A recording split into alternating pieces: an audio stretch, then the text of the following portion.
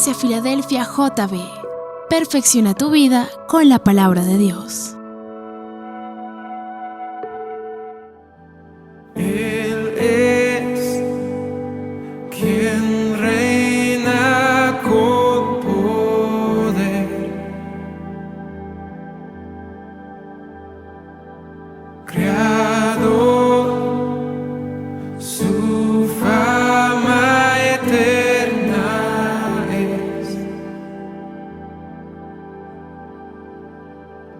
Su voz, un eco sin final, todos proclamarán, no hay nadie como Él. Su luz radiante más que el sol, su amor. Dice las Santas Escrituras, libro de San Marcos, capítulo 9, versículo 14.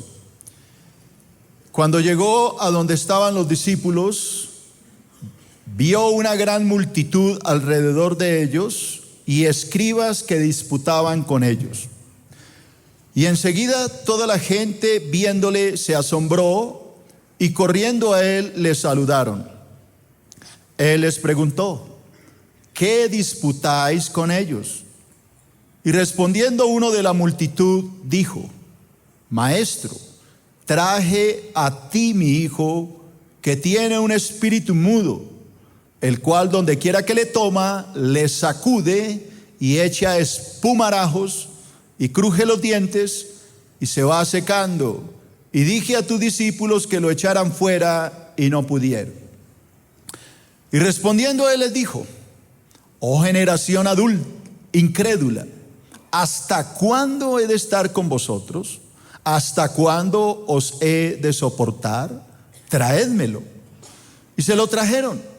Y cuando el espíritu vio a Jesús, sacudió con violencia al muchacho, quien cayendo en tierra se revolcaba echando espumarajos.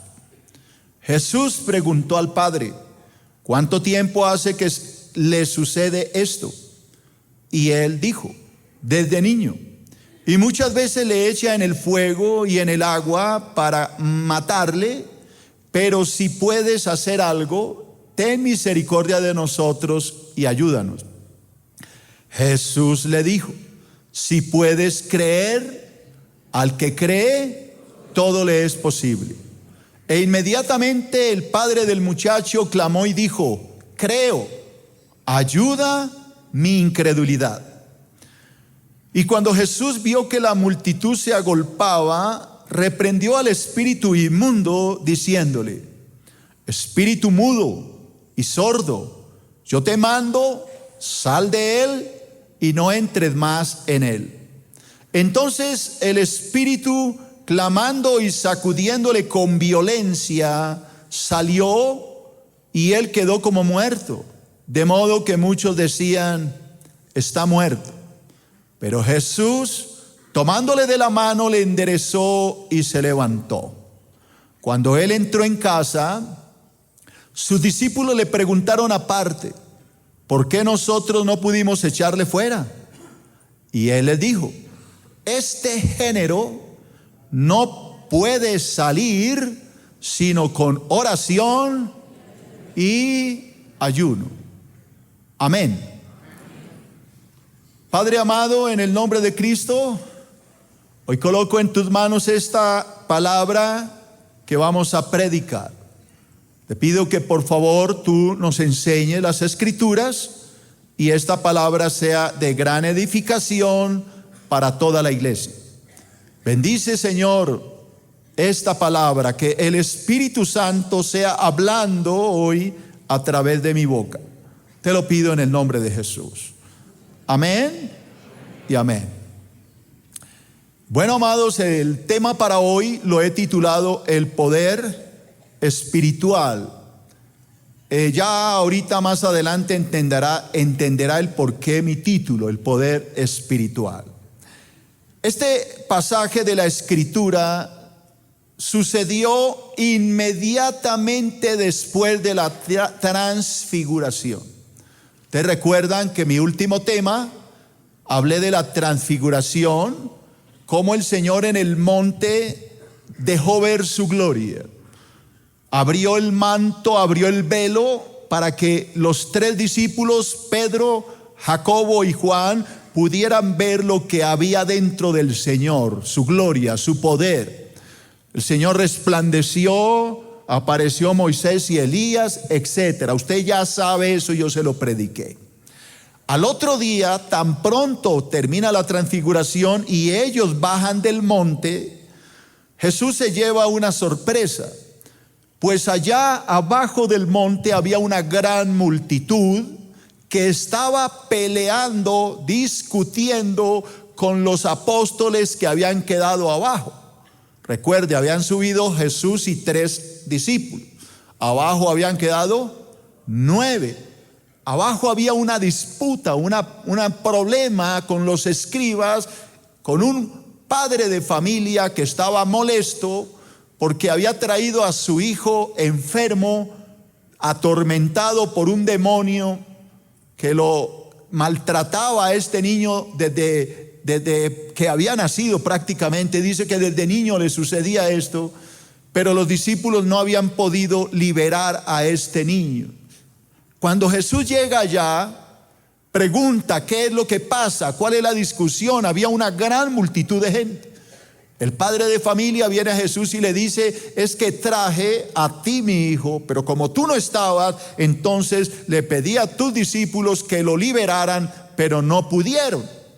Así que Jesús se enoja con sus discípulos, los reprende. ¿Por qué? Porque Jesús ya les había dado el poder para echar demonios. Hay que recordar que Jesús los había mandado de 2 en 2 a predicar el evangelio y les dijo: les doy poder de hollar serpientes y escorpiones y toda fuerza del enemigo, y a usted nada los va a dañar. Luego había mandado otra comisión, 70 personas de 2 en 2. Es más, esos 70 regresaron después diciéndole a Jesús: aún los demonios se nos sujetan en tu nombre. Estaban felices porque los demonios temblaban ante ellos. Pero estos 9, que eran los más cercanos al Señor, no habían podido liberar a este endemoniado. Y Jesús les dice: oh generación incrédula. Así que aquí veo que hay una razón por la que no habían podido echar ese demonio, y era que les faltaba la fe. Eran seguidores de Cristo, pero les faltaba algo para poder liberar a este joven. Así que Jesús llama al padre de familia, traen al niño, al joven endemoniado, y con una sola palabra de Jesús le dice: sal de él, demonio inmundo, sordo y mudo, sal de él. Y dice la palabra que el demonio salió. Cuando el demonio sale, sacude al joven violentamente y termina el joven perdiendo el sentido, a tal grado que las personas presentes pensaron que el joven había muerto.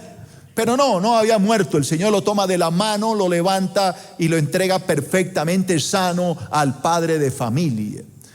Así que los discípulos quedaron avergonzados, los 9. Y al llegar a la casa le hicieron una pregunta: Señor, qué pena no haber podido liberar a este joven, pero ¿qué pasó? No entendemos, ayúdanos. Y el Señor le dijo: es que este tipo de demonios no salen a menos que ustedes pongan en práctica la oración y el ayuno. Así que yo veo aquí el tema de mi estudio. Hay un poder espiritual que tenemos que, como cristianos, buscar si queremos ser efectivos contra Satanás. El diablo tiene atadas a muchas familias. Muchas familias de la iglesia viven atadas porque el diablo no las quiere dejar libres. Tenemos jóvenes de sus familias en drogas, en alcoholismo, niñas que han caído en prostitución, no llegan a la casa, la niña llega hasta el otro día y están ahí. Maridos que no les importa nada sus hijos, Todo lo que les importa es ver partidos de televisión, fútbol, pero nada más. Son demonios que están alojados, familias que están atadas por la idolatría. Ustedes son cristianos, pero en su casa su papá y su mamá son idólatras y su casa está plagada de imágenes. En su casa el alcoholismo es el pan de cada día. El papá borracho, el suegro, el cuñado borracho, el suegro borracho, todos borrachos. Son demonios que están ahí y que no han podido salir, no han sido derrotados, porque a la iglesia le falta el título de mi sermón. Por favor, póngalo. ¿Qué le falta a la iglesia o a ese hogar? Un poder espiritual. Hay que fortalecer ese poder. Y esa es la razón que nos llevó a hacer el seminario de la familia. Pero estoy triste porque la gran mayoría no les importa su familia. Son cristianos, vienen a la iglesia, pero vienen no sé a qué vienen los domingos. Cuando sus familias están destruidas, cuando les queremos dar herramientas para liberar a sus familias, ustedes prefieren quedarse plácidamente en su hogar viendo televisión, mientras su familia se hunde en el infierno. Ahora hablemos de Colombia, hablemos a nivel nacional. Colombia está a punto de caer en las garras del comunismo, tal y como yo lo profeticé, tal como el Señor lo habló a través de mi boca. Colombia está a punto de caer en las manos del comunismo, peor de lo que le pasó a Venezuela. Pero a la iglesia parece que no le importa. La iglesia cree que eso no va a pasar.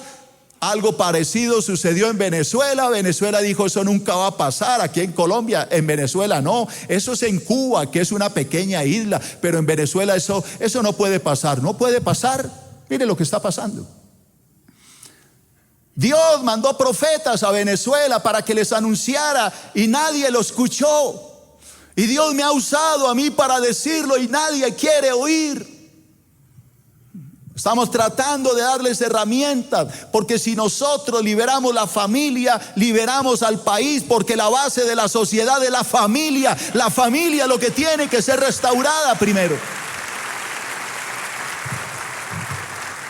Pero muchos de ustedes quieren quedarse en la casa cómodamente, esperando que venga el problema y después a llorar. Después viene el pastor, ¿qué vamos a hacer? Hermano, yo se los advertí.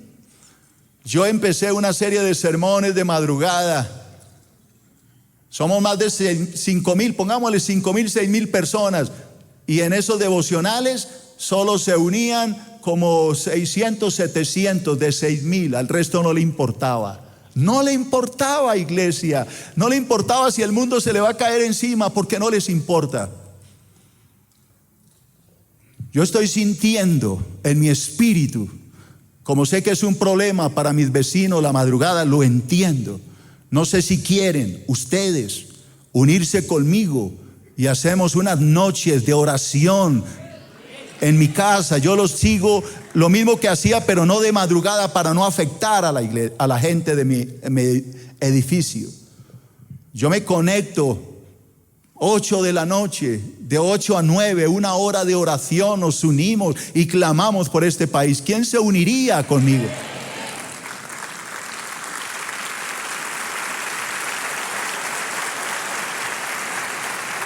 Pero entonces, ¿cuál es el bendito problema de hacerlo?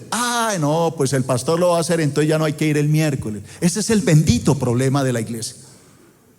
Entonces, como empiezo a hacerlo los martes, los viernes, por ejemplo, no, pero yo ya oré el martes, ¿yo a qué voy a ir el viernes? Ese es un problema de la iglesia, que se acostumbran a que todo tiene que ser por internet y que vuelven a orar los mismos 600 cuando aquí hay una gran multitud.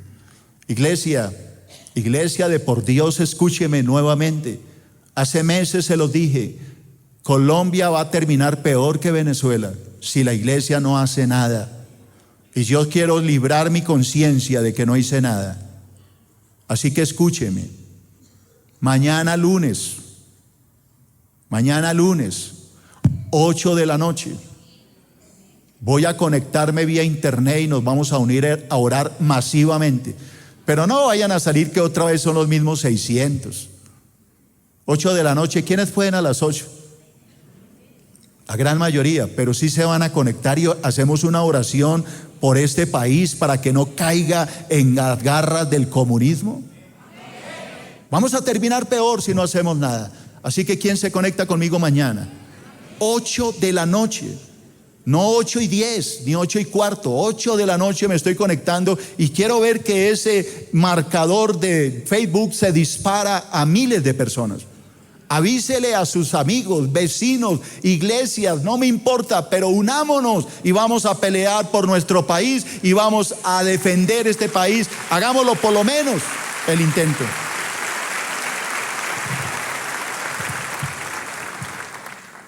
Eso es lo que a la iglesia le debe importar. En vez de estar perdiendo el tiempo viendo televisión, hermano, metámonos a orar y que Dios tenga misericordia de este país, porque me temo que la profecía que solté hace unos meses está por cumplirse. Levante la mano quien entiende el estudio. Ahora que lo entendió, vamos a hacer el estudio, vamos a hacer homilética, mis estudiantes. Primero, la falta de poder. Primero en Números Romanos, la falta de poder. Lea conmigo. Al descender del monte, Jesús y sus 3 discípulos se encontraron con una acalorada discusión entre los escribas, la multitud y los otros discípulos. Había una pelea con los 9 discípulos. Un padre de familia había traído a su hijo poseído por un demonio, pero los discípulos no lo habían podido liberar. Les quedó grande. Hermano, ellos ya habían recibido el poder. Jesús se los había dado, pero algo pasó. Lea conmigo, versículo 14, San Marcos 9:14. Cuando llegó a donde estaban los discípulos, vio una gran multitud alrededor de ellos. Los tenían acorralados y escribas que disputaban con ellos. Enseguida toda la gente viéndole se asombró y corriendo a él le saludaron. Él les preguntó: ¿qué disputáis con ellos? Respondiendo uno de la multitud dijo: Maestro, oiga, ¿por qué era la pelea? ¿Qué disputáis con ellos? ¿Por qué pelean con mis discípulos? Y le respondió uno de la multitud: Maestro, traje a ti mi hijo, que tiene un espíritu mudo, el cual donde quiera que le toma le sacude y echa espumarajos, cruje los dientes, se va secando. Y dije a tus discípulos que lo echaran fuera. No pudieron, les quedó grande, no pudieron. Esa era la pelea. Estaban atacándolos porque los discípulos no pudieron hacer nada. Y si la iglesia no hace nada, algún día el mundo nos señalará por no haber hecho nada para defender este país. ¿Qué era la causa de todo esto? ¿Por qué no pudieron? Es mi pregunta. Así que eso me lleva a un segundo punto en Números Romanos, y ese punto es: no, yo no oigo nada. ¿La falta de qué? De fe. ¿Por qué yo digo que la falta de fe? Porque es lo que me dice la palabra. Lea conmigo. Jesús se mostró indignado. Jesús estaba enojado, pues sus discípulos ya habían recibido el poder para echar fuera demonios. Ya lo habían recibido, hermano. Ojo, ya lo habían ¿qué? Recibido. Ellos ya tenían el poder. Se lo demuestro. Marcos capítulo 6, versículo 7. Esto fue antes de la transfiguración. ¿Qué pasó? Después llamó a los 12 y comenzó a enviarlos de 2 en 2. Y les dio. No, pero si esa es su autoridad, sí me da como mucha tristeza su autoridad. Y les dio autoridad. ¿Sobre qué? Sobre los espíritus inmundos. Pregunto, ¿los apóstoles tenían el poder? Sí. Ahora le voy a mostrar otro ejemplo que sucedió antes de la transfiguración. Antes de la transfiguración. Ojo a lo que voy a leer en el libro de Mateo, capítulo 10, versículos 7 y 8. ¿Qué les dijo el Señor? Y yendo, predicad, diciendo: el reino de los cielos se ha acercado. Y ahí viene la autoridad. Ojo. Sanad enfermos, limpiad leprosos, resucitad muertos, echad fuera demonios. De gracia recibiste, dad de gracia. Pregunto, ¿los discípulos tenían poder para hacerlo? Sí, lo tenían. Ahora yo le pregunto a los nuevos discípulos, porque esos 9 ya murieron. Le pregunto a los que quedan ahora, ¿Dios nos ha dado poder? Claro que sí, hermano. Id por todo el mundo y predicad el evangelio a toda criatura, porque en mi nombre ustedes echarán fuera demonios. En mi nombre colocarán las manos sobre los enfermos y sanarán. En mi nombre comerán cosa mortífera y no les hará daño. He aquí que yo los envío. Les daré poder para hollar serpientes y escorpiones y toda fuerza del enemigo, y a ustedes nada les va a pasar. Pregunto, ¿la iglesia, Cristo le dejó el poder? Claro que sí, hermano. Entonces la pregunta es, ¿por qué Satanás sigue reinando en su casa? ¿Por qué el diablo anda ya colgado en una pared, hermano? ¿Por qué su familia está a punto de irse al infierno y usted sigue viendo Garzón por las noches? No, yo le hablo claramente, hermano, porque cada vez que sale una novela idiotiza a las iglesias, las amarra. Sale un programa de televisión y la gente no hace más que ver televisión. Ahora, no tiene de malo, es un programa, hermano, pero tampoco se le olvide ¿qué? Orar, entrar en ayuno. Es que todo no puede ser televisión. Sácale tiempo. Como dice el libro de Eclesiastés, todo lo que se hace bajo el cielo tiene su ¿qué?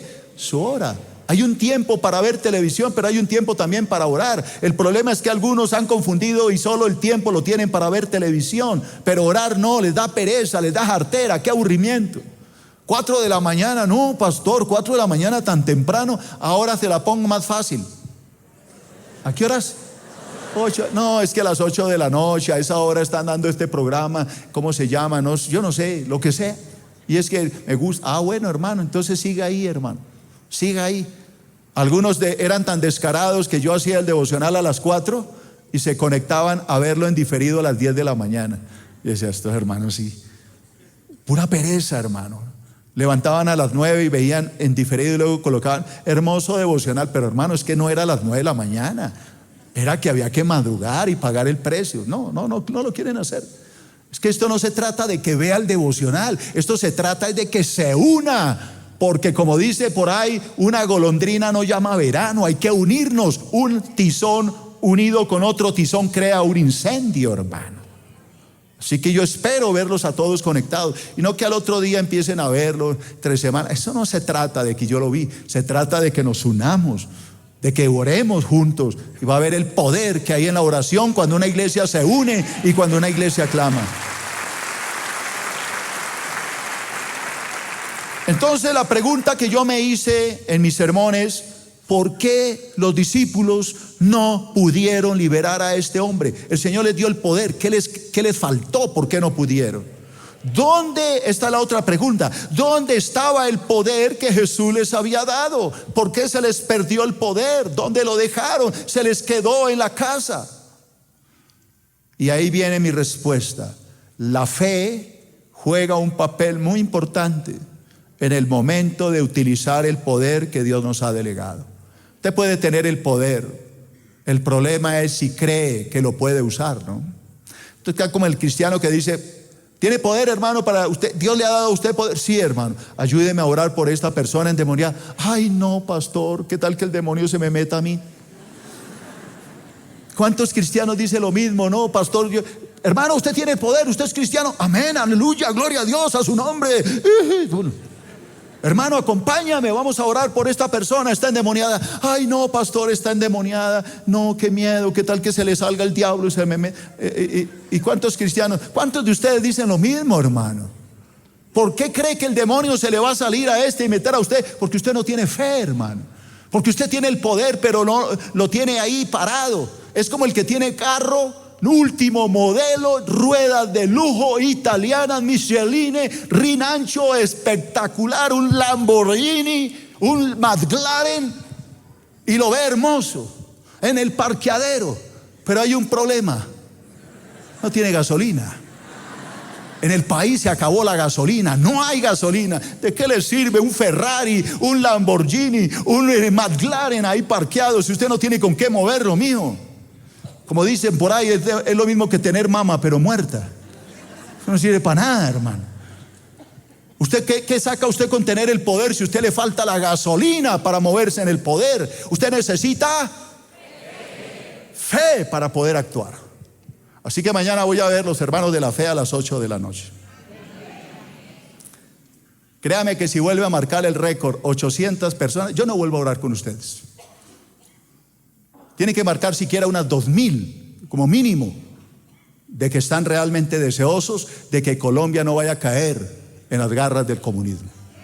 Y si no, el día que caiga Colombia en las garras del comunismo, usted diga ahí sí, por mi culpa, por mi grandísima culpa. Dígalo porque es la verdad.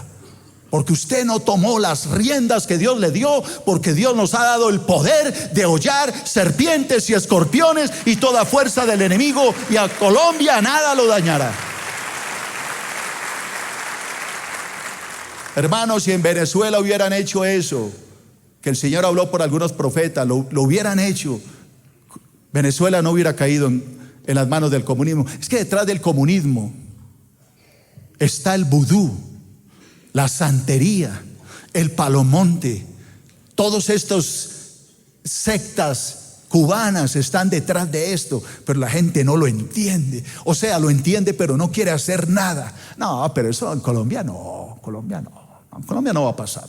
Ah, bueno. Cuando pase, entonces va a decir, por mi culpa, dígalo, por mi culpa, por mi grandísima culpa. Yo soy el culpable, porque Dios me habló a través del pastor Abraham Peña y yo me hice el loco, yo no quise apoyar la oración. La fe juega un papel importante a la hora de de utilizar el poder que Dios nos ha dado. Mire lo que dice el versículo 19. Y respondiendo, Jesús les dijo a sus 9 discípulos. ¿Qué le dijo a esos 9 discípulos? Oh, generación incrédula. Oiga, Jesús los está regañando, hermano. Jesús no los está premiando ni abrazando. Les está diciendo que estos 9 que quedaron abajo son unos incrédulos. Increíble. ¿Hasta cuándo he de estar con vosotros? ¿Hasta cuándo os he de soportar? Traédmelo. Tráigame a este que no pudieron liberar. Pregunto, ¿Jesús está contento? No. Está molesto. Y se lo trajeron. Cuando el espíritu vio a Jesús, sacudió con violencia al muchacho, quien cayendo en tierra se revolcaba echando espumarajos. Jesús le preguntó al padre, oiga, este incrédulo es peor que los 9. Ponga, ¿cuánto tiempo hace que le sucede esto? Y le dijo el padre del niño, le dijo, desde niño le pasa esto. Y mire la incredulidad. Muchas veces le echa en el fuego y en el agua para matarle. Pero si puedes hacer algo, oiga esa incredulidad, si puedes hacer algo, ten misericordia de nosotros y ayúdanos. ¿Usted ve fe en eso? Una total incredulidad. Viene a Jesús. Oiga, este tipo trajo al hijo a que se lo liberara y por el camino venía diciendo, pero ¿será que sí? ¿Será que sí puede Jesús? ¿Será que sí puede? Y es tan descarado que se lo dice en la cara, ¿no? Oiga, le traje a mi hijo para que me lo libere, pero pues, si usted puede hacer algo. ¿Eso es fe? Eso es incredulidad, hermano. La incredulidad no estaba solo en los discípulos, sino en el padre de familia que también dudaba. Era una mezcla de incredulidades. Por un lado, los escribas que no creían en Cristo, los fariseos que no creían en Cristo, el pueblo incrédulo, y por otro lado, los discípulos que no creían, y por otro lado, el papá que no creía, y por otro lado, el pobre muchacho que no podía ser liberado porque una partida de incrédulos lo estaban ministrando. Un montón de incrédulos orando por un muchacho lo iban a matar.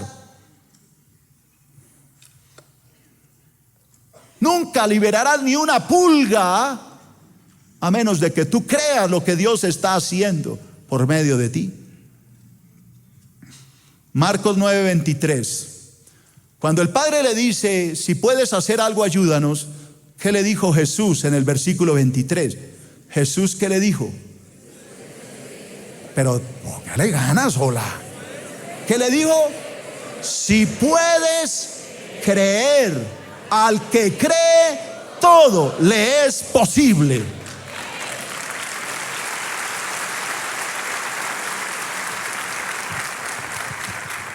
¿Qué le está diciendo Jesús? Ojo a lo que voy a decir. Esto no se trata de si yo puedo. Esto se trata de si tú puedes creer. El problema no estaba en el poder del Señor Jesús. El problema estaba en la fe del padre incrédulo. Para el Señor es fácil. ¿Qué es lo que detiene el poder del Señor Jesús? Nuestra incredulidad. El poder de Dios se mueve cuando creemos. Ojo, pero el poder de Dios se frena cuando no creemos. Nosotros somos los responsables de que Dios pueda obrar un milagro. Jesús le dijo, si puedes creer, al que cree todo le es posible. E inmediatamente, no al otro día, inmediatamente el padre del muchacho clamó y dijo, creo, ayuda mi incredulidad. Sé que soy incrédulo, por favor ayúdame a creer. Tercer punto, en Números Romanos, el poder demostrado. Entonces le hago un repaso de mi estudio: la falta de poder, la falta de fe y el poder demostrado. Lee conmigo. No se trataba de la incapacidad de Jesús para sanar, sino de la incapacidad del padre de familia para creer. O sea, no es que a Cristo se le haya cortado su poder. Como dice la palabra, la mano de Jehová no se ha cortado para sanar. Dios sigue siendo el mismo de ayer, hoy, por los siglos. Esto no se trata de si Dios puede, se trata de si nosotros podemos creer. Versículo 25. Y cuando Jesús vio que la multitud se agolpaba, mire, había un montón de gente, reprendió al espíritu inmundo, diciendo al espíritu mudo y sordo, yo te mando, sal de él y no entres más en él. Entonces el espíritu, clamando y sacudiéndole con violencia, salió y se quedó como muerto. De modo que muchos decían, está muerto. La gente seguía en incredulidad. Ahora dijeron, traemos a este Jesús que es el que creemos que de pronto puede hacer algo, y ahora se tiró al chirito, lo mató. Mató al pelado. No, Dios mío, qué paciencia la de Jesús. Empezaron a decir, oiga, mató al chinito. De modo que muchos, mire que no dice poquitos, dice muchos decían, está muerto. Pero Jesús, tomándole de la mano, le enderezó y se levantó. Ustedes recuerdan a Marta, ¿no? Tu hermano resucitará, Marta. Ah, sí, Señor. Yo sé que resucitará en el día postrero. No, Marta, va a resucitar hoy, porque yo soy la resurrección y la vida. ¿Lo crees, Marta? Sí. Yo creo que tú eres el Hijo de Dios. Yo creo que tú eres la resurrección y la vida. Listo, Marta, entonces ordena que quiten la piedra del sepulcro. No, Señor. No, porque ya lleva 4 días. Eso huele a feo, ya está podrido. No, Señor. Pero Marta, ¿no te he dicho que si crees verás la gloria de Dios? La piedra del sepulcro no era el problema. El problema estaba en la piedra que Marta tenía en el corazón, que es la incredulidad. Tan pronto Marta derriba la puerta, la piedra de su corazón, corre la piedra del sepulcro y Jesús dice, Lázaro, ven fuera. Y sale completamente vivo y sano. Porque para Dios todo es posible.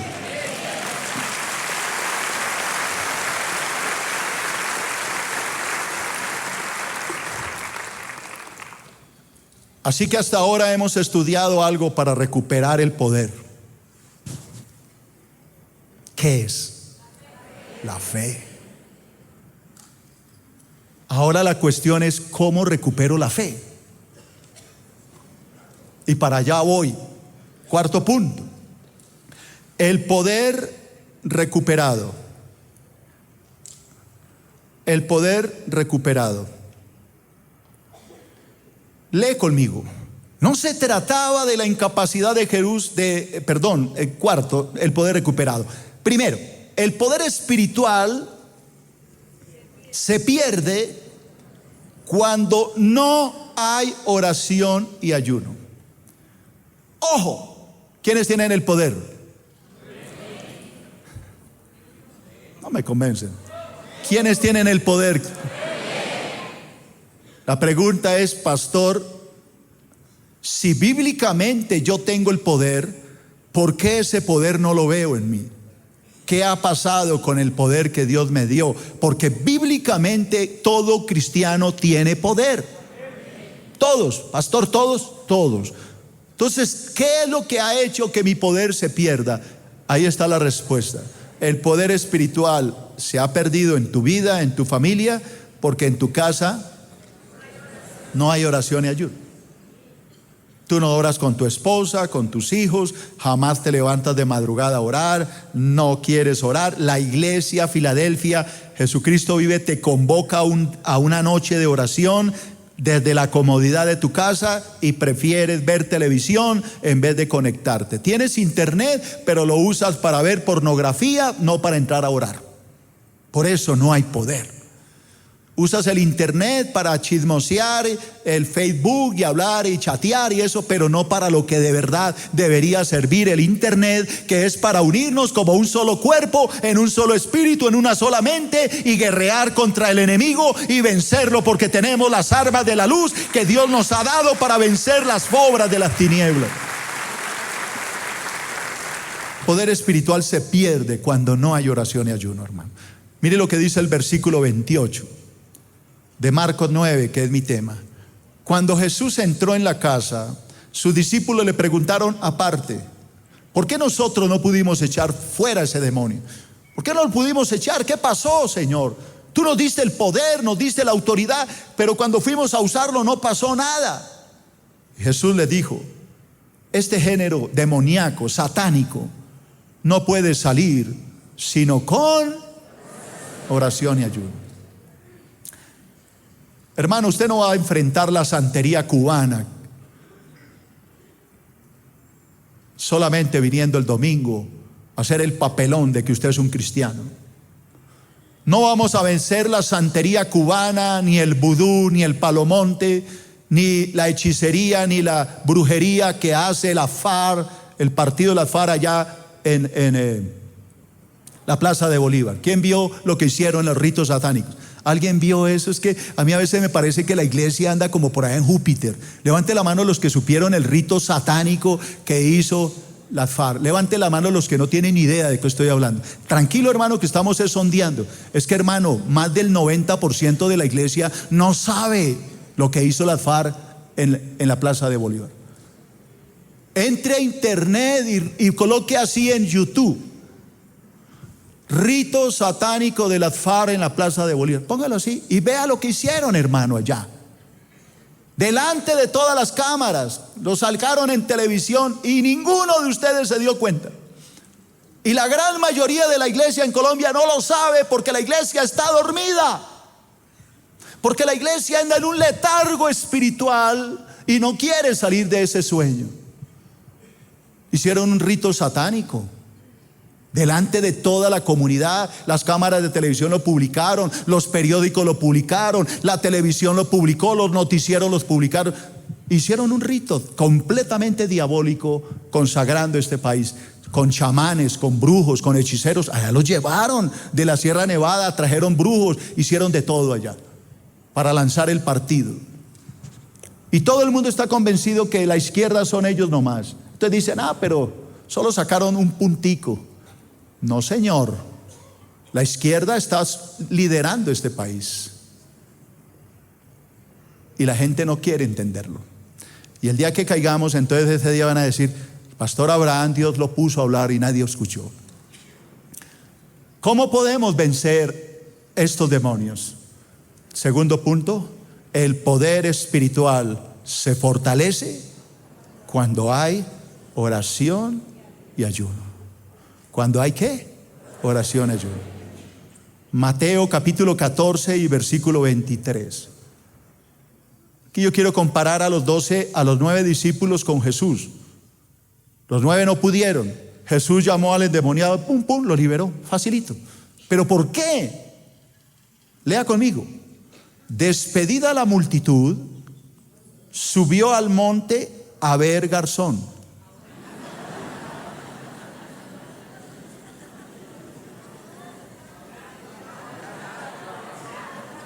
¿Cómo se llama? Despedida la multitud, subió al monte a orar aparte. Y cuando llegó la noche, estaba allí solo. Oiga, ¿duró cuántas horas? Le llegó la noche, ¿estaba qué? Orando. ¿Pero de quién estamos hablando? ¿De los apóstoles? No, estamos hablando del que pudo liberar al endemoniado. ¿De quién? Por Dios, alguien dígame el nombre. De Jesús. Es que es increíble. 9 están liberando al muchacho. Fuera, salga ahora en el nombre, y en su nombre y fuera, y griten como locos. Y el demonio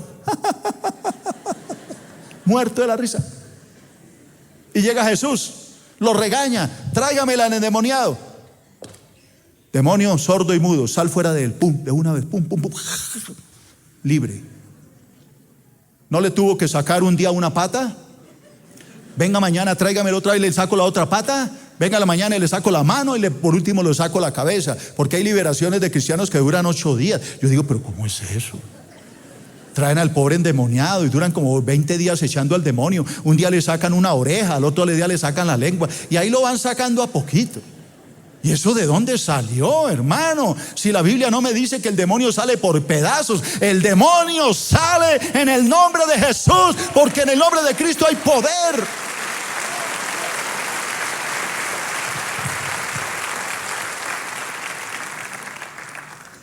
Por eso era que Jesús tenía tanto poder. Demonio sordo y mudo, sal de este joven. Pum, afuera. No era tráigamelo mañana, mi hijo, yo le ayudo. No, de una, para afuera. Porque Jesús era un hombre de oración. Subió al monte a orar aparte. Cuando llegó la noche estaba solo orando. Solo que ahí estaba el poder de Jesús. Lucas capítulo 6 versículo 12. Lucas capítulo 6, 12. En aquellos días Jesús se fue al monte a orar y pasó la noche orando a Dios. Oiga, ¿pasó qué? Toda la noche solo orando a Dios. Yo los convoco a orar 1 hora, hora y media. No sé cuánto nos vamos a demorar mañana orando. No sé. Y a algunos le da, ay, qué jartera. Sí voy. Este era el poder de Jesús. Marcos capítulo 1, versículo 35 al 39. Levantándose a las 10 de la mañana. ¿Levantándose qué? Muy de mañana. Siendo aún muy oscuro, salió y se fue a un lugar desierto y allí oraba. Y le buscó Simón y los que con él estaban, y hallándole le dijeron: todos te buscan. Ojo a lo que les va a leer. Se fue de madrugada a orar y llevaba horas orando. Vino Pedro, Simón, y le dijo: te están buscando la gente. Ojo. Y él le dijo: vamos a los lugares vecinos para que predique también allí, porque para esto he venido. Ojo. Y predicaba en las sinagogas de ellos en toda Galilea y echaba fuera demonios. Ojo al I. Pero ese I, enlácelo con los versículos que leí, el versículo 35 y 36. ¿Por qué había ese I? Porque él se la pasaba, ¿qué? Orando. oraba y los demonios salían. Ahora agreguémosle otros pasajes de la Escritura. ¿Qué tal cuando se fue a orar y duró 40 días sin comer nada? Un ayuno de 40 días. Es que el poder de Jesús no era porque, pero es que Jesús era el Hijo de Dios, pues qué bobada, pues hay cualquiera, era el Hijo de... No, hermano. Jesús no hacía los milagros porque era el Hijo de Dios, olvídese. Jesús se hizo hombre, se humilló a sí mismo, tomó forma de siervo, era como uno de nosotros. La diferencia era que Jesús hacía lo que nosotros no hacemos. Tú no puedes decir que Jesús echaba demonios porque era el Hijo de Dios. Estás equivocado. Jesús echaba a los demonios porque era el Hijo del hombre perfecto que vino a restaurar lo que Adán perdió en el Edén.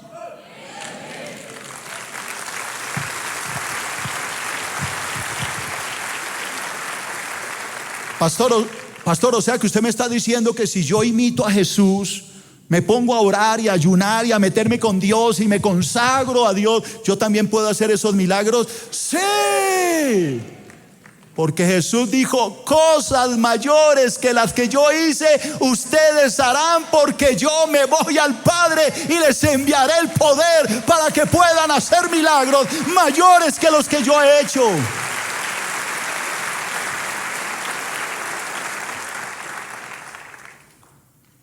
Todavía estamos a tiempo, iglesia.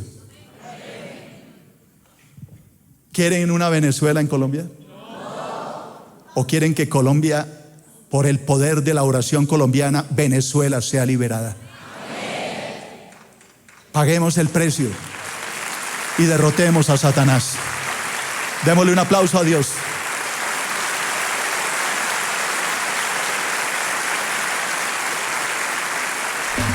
Recuerda que puedes seguirnos en las redes sociales a través de Facebook, Twitter y en nuestro canal de YouTube. Búscanos como Iglesia Filadelfia JB.